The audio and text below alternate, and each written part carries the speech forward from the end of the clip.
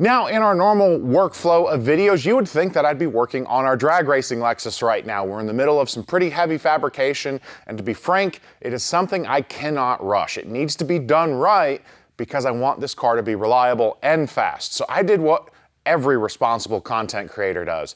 I went out and spent $424.69 this morning buying stuff to show you things.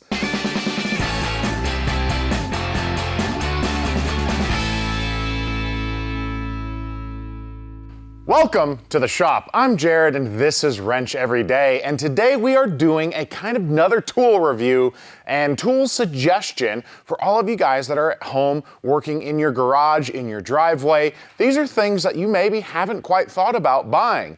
Or if someone in your life is a mechanic that likes to work in his driveway, out of the garage, or even in a workshop, these are tools that are very affordable that you can get them as a present, and they'll very likely be excited to get them because they're things that tend to break or you don't have because you just didn't think about it. Now, I'm not going to say $425 isn't a lot of money, but I bought 27 different items. Now, of course, I went to Harbor Freight, where they are a great resource for someone who's working from home, and you don't necessarily need a top-level professional grade. They have some really nice quality parts, and this is not sponsored. I did go spend this money this morning. Some of the things I bought are not the obvious stuff. If you're at home in your garage, you're going to probably have a floor jack, you're gonna have some good jack stands, you're gonna have your basic hand tools, sockets, maybe even your impacts and a small air compressor. This is not about the stuff that you're obviously thinking about. These are just little forgotten tools that are incredibly nice to have around,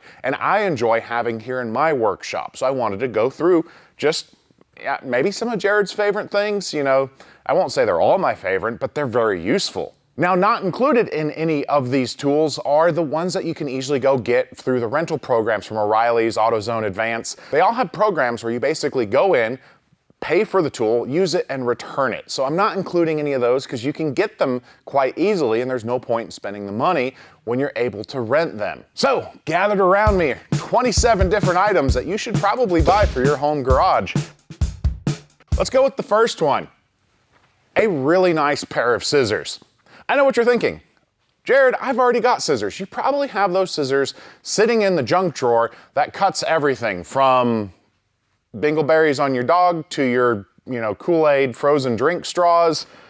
You want a good dedicated pair of scissors for the shop. Now, these are actually really cool. What I liked is they have just quick measurements on them all the way up to 4 inches. So if you're trying to cut some gasket material or just really anything, there's a quick reference on it. Now, like all new products, you need scissors to get the scissors out. But I recommend, again, a really good quality pair of scissors. It's helpful.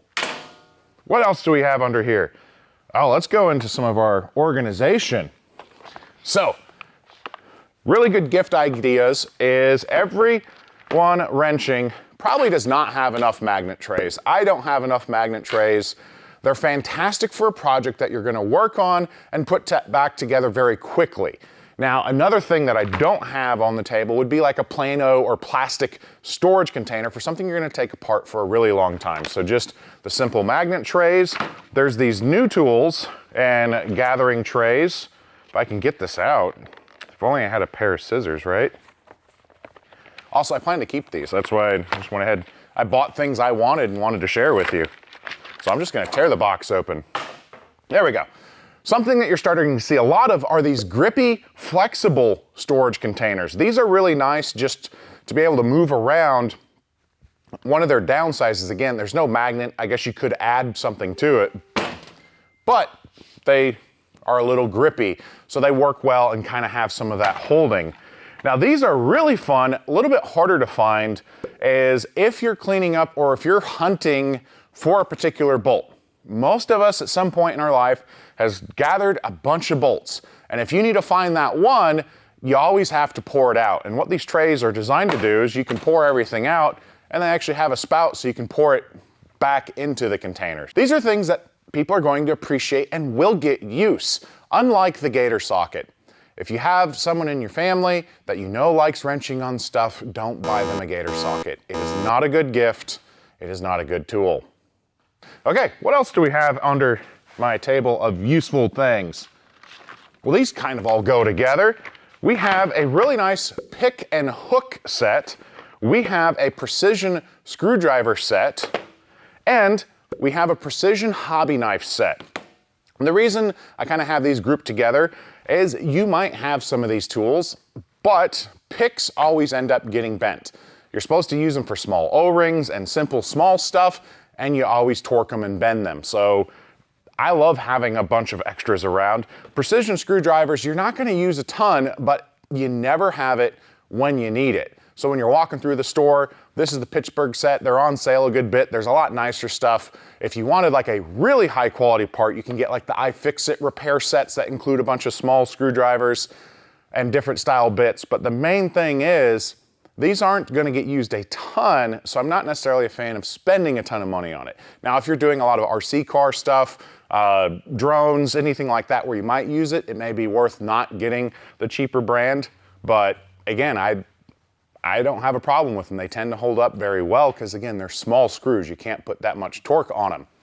And you may ask, why do I want a precision knife set for like balsa wood carving? You're not doing pine wood derby. You might do a pine wood derby car eventually. What works really good for this is, again, if you're having to make a custom gasket. There's lots of really fancy, expensive stamps and tools and things like that, or you can get a simple knife set. It's just good for trimming, just real small little things. Sometimes too, if you're doing something custom, you may find you need to cut just the smallest amount of plastic off of a part. I love these tools for that. And again, it's something that's gonna work better than a big razor knife or a straight blade or anything like that. These just get in and allow a lot of nice, precise control. I love these for gifting because they're not going to break your bank. And again, for you in the home garage, when you're walking through, let's say you need to get a new wrench or socket, think about these things and just grab one little extra so you can slowly build up all of the extras that you're going to use eventually. What else should we pull out? Let's go with some electrical. All right, in our electrical, we have a quantum tactical flashlight. You probably have flashlights, but you always lose flashlights. So I'm a fan of having lots of them because you need light. The other thing that you may not think of when you're trying to diagnose, get a car starting, you're gonna have to jump some power around. So just some small, simple test leads. I love having these things. They're kind of semi-consumable. If you're in a point that you need to make a slightly more permanent temporary fix, you can cut them and use them as alligator clips, but they're great for just moving power where you need to test and get something working. And along those veins is a multimeter. Now, I personally have a lot of money in multimeters. I spent a lot of time in a dealership environment where you needed to get really good, consistent, precise readings. If you're just tinkering in your garage, you don't need an $800 fluke. The $9 just simple 12 volt, some level of voltage and resistance measurement may be the perfect tool for you. So look at the type of wiring and electronics that you want to do and decide on that multimeter based on what you expect to do. I'm not the biggest fan of what's called a power probe or even a simple test light on some of the modern cars because it's very easy to accidentally touch a yellow wire. And if you get the wrong yellow wire in your car, you're gonna set off your airbags or cause some very expensive damage. Now, some of these items I'm about to pull out, you're going to have already thought of, but you may be ignoring. And you should never really ignore it. I'll be honest, I don't always set the best example, but we have some safety items. One, these are just basic dust masks. If all you're doing is simple grinding, you should throw one of these on. Protect your lungs. You only have one set of lungs in your life. So buy them for yourself, give them to your friends, tell them that you care by giving them some dust masks. Earmuffs, again, you get one set of ears. If you're gonna be doing something loud, protect your ears. And you only have two eyes. So technically you can afford to lose one, but you really shouldn't. So you can get a good style of complete wraparound sealed safety glasses, or if you're working, excuse me,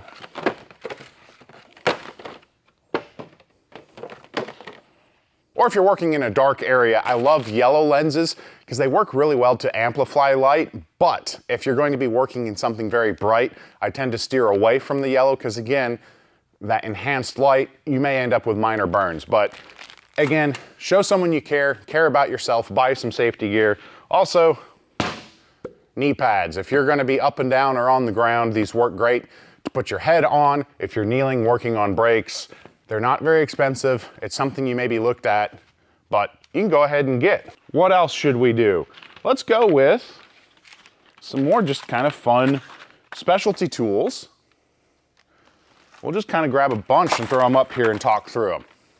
So again, you might have this, but I always like to have a couple different sets.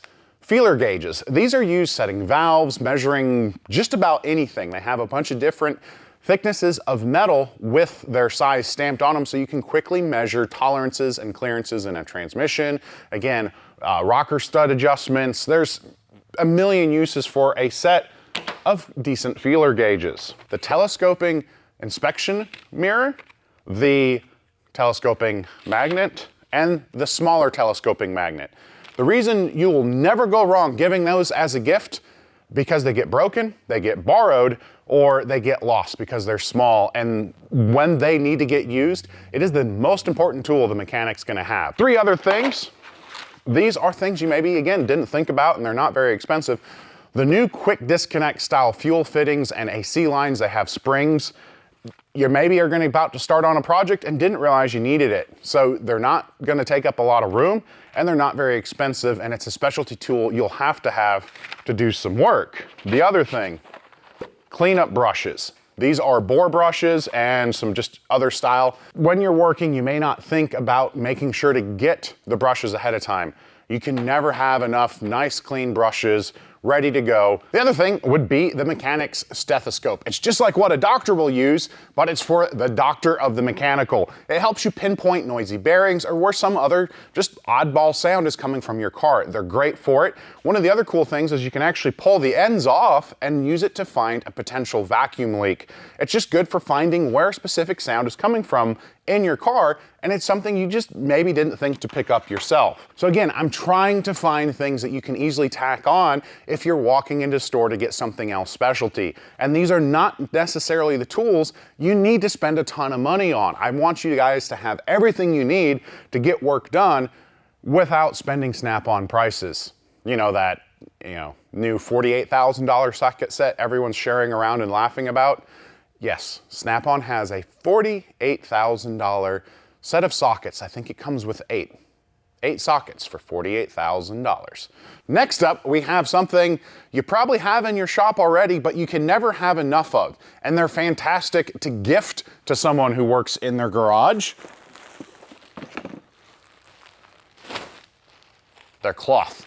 Shop rags. I have found I have never in my life been upset for someone to give me some shop rags. They work at cleaning stuff up. Spills, covering holes. They're just a great consumable item that is great to have plenty of them around. And along that vein of plenty to have around, moving blankets. I use these a ton.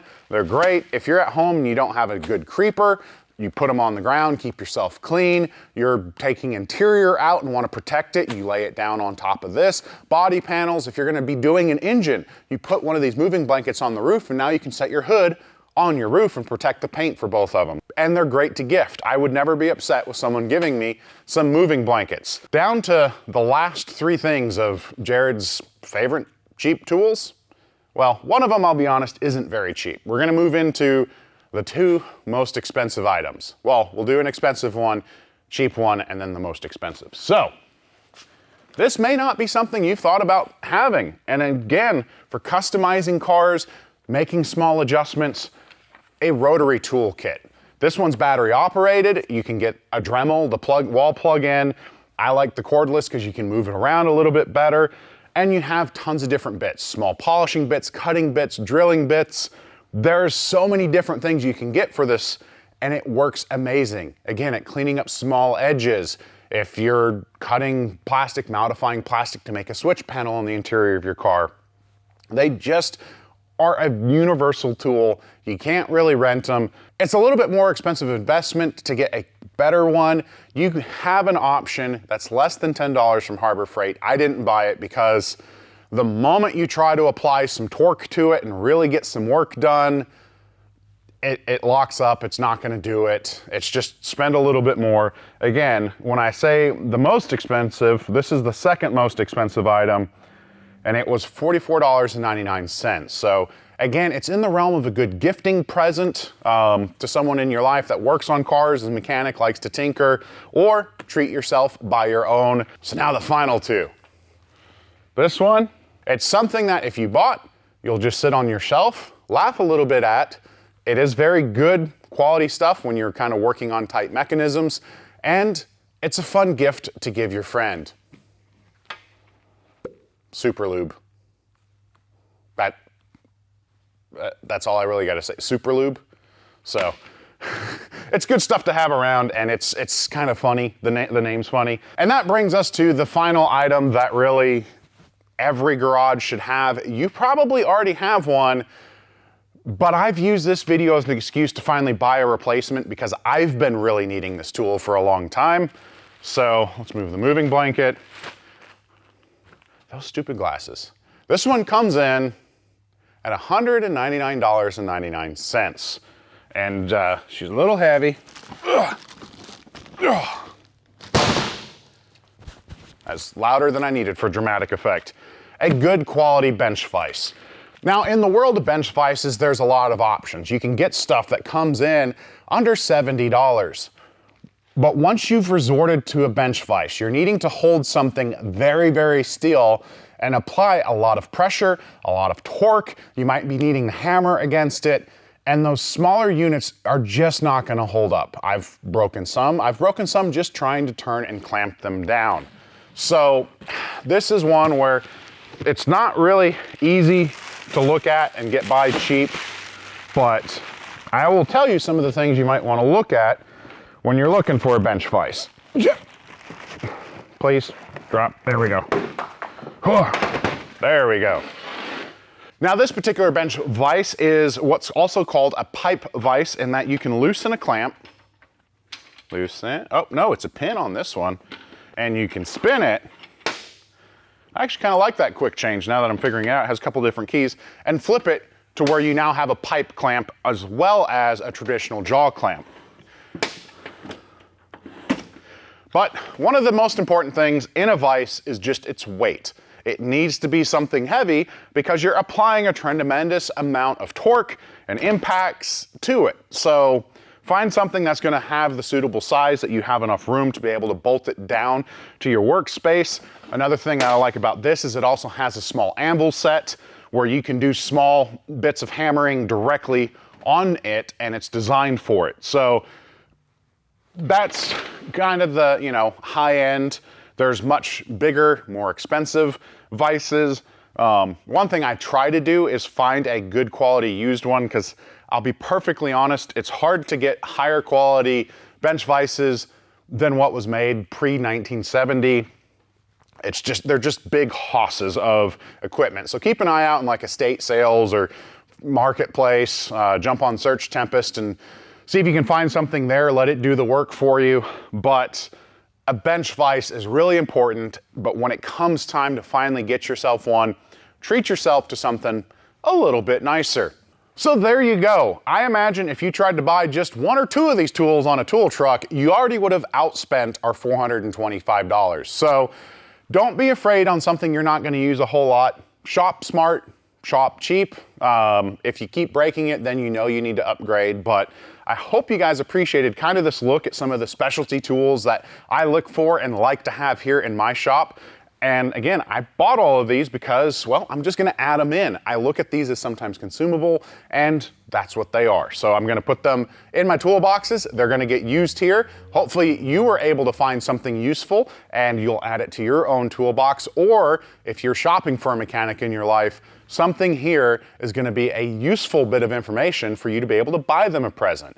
Now, I'm going to compile most of these in a comment down below. So if you wanted to go to Harbor Freight and buy your own, you can find it quickly that way. Again, shop according to your budget. I tried to pick just a good middle of the road everything. This isn't a traditional wrenching video, obviously. We have cars that we need to get working on, but I'm hoping that by taking a little bit of time, I'm able to share some of my knowledge to help you guys progress your projects and your knowledge and abilities more. So if you find this stuff useful, comment below. Tell me what you'd maybe like me to talk about next time. Some of the more tools and direct specialty stuff, or if you just want me wrenching and not showing you any tools. Comment that below as well. But I hope, as always, you appreciated hanging out with me here in the shop. I'm Jared, reminding you guys to always make questionable choices.